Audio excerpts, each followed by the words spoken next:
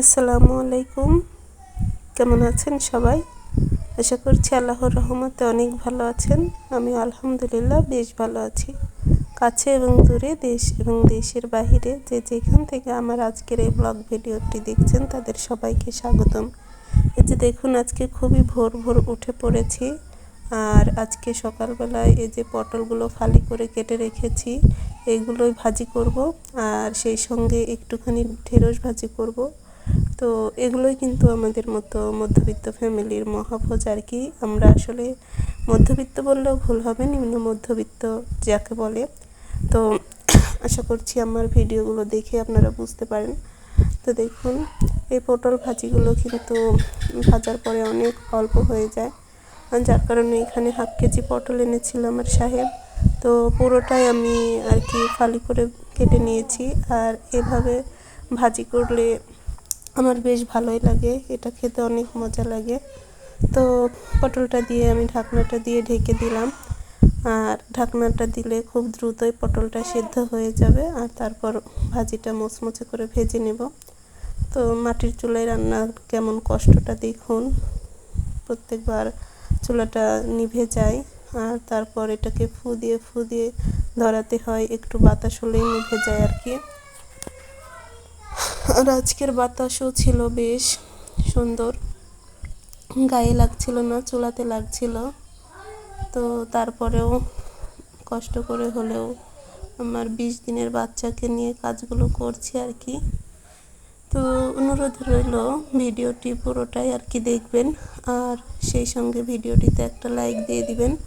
আর আমরা নতুন যারা কন্টেন্ট ক্রিয়েটর আছি তারা কিন্তু সবাইকে সাপোর্ট করলেই সফলতার মুখ দেখতে পাবো, তাছাড়া কিন্তু একদমই এটার মুখ দেখতে পাওয়া যাবে না। আর হ্যাঁ, আমরা যদি সবাইকে সাপোর্ট করি তাহলেই কিন্তু আমাদের ভিউজ বাড়বে, তারপর ওয়াচ টাইমটাও হবে আর কি। তো নতুনদের জন্যই অনুরোধ করছি, প্লিজ শুধু কমেন্ট করবেন না, ফুল ভিডিওটা দেখবেন, বুঝবেন, তারপরে কমেন্ট করবেন। উল্টাপাল্টা কমেন্ট করবেন না। আর আমি জানি আমার ভিডিওতে এখন আমি ভালো কিছু দেখাতে পারি না, আসলে ছেলে হয়েছে, ওকে সময় দিতে হয়। তারপর আরেকটা বাচ্চা আছে আমার বড় ছেলে, ওর 4.5 বছর বয়স, ওকে সময় দিতে হয়। তারপরে বাড়ির যে কাজগুলো আছে সেগুলো খুঁটিনাটি করি। তো এইভাবে এগুলো করতে গেলে হয় কি, আর ভিডিও সেভাবে করতে পারি না। তো যতটুকু পারি ততটুকুই আপনাদের মাঝে শেয়ার করার চেষ্টা করি আর কি। আর এখন যখন ভয়েস ওভার করছি তখন কিন্তু আমাদের এখানে কারেন্টও নেই। তো বুঝুন কি অবস্থা, এখন ছেলেকে বাতাস করব না কি করব বুঝতে পারছি না। আর আমার ফোনটার এমনই একটা প্রবলেম হয়েছে, জানি না কার হয়েছে। এই ফোনে আমি এডিটিং করে যখন এক্সপোর্ট করব তখন কিন্তু একদমই পারি না, আসলে নেট ছাড়া ডেটা না থাকলে কিন্তু একদমই এটা এক্সপোর্ট হয় না। তো যাই হোক, এই যে সকালকার কাজবাজ সেরে এখন আমি ভাতটা দ্রুতই খেয়ে নিচ্ছি, ছেলেটা ঘুমিয়ে আছে।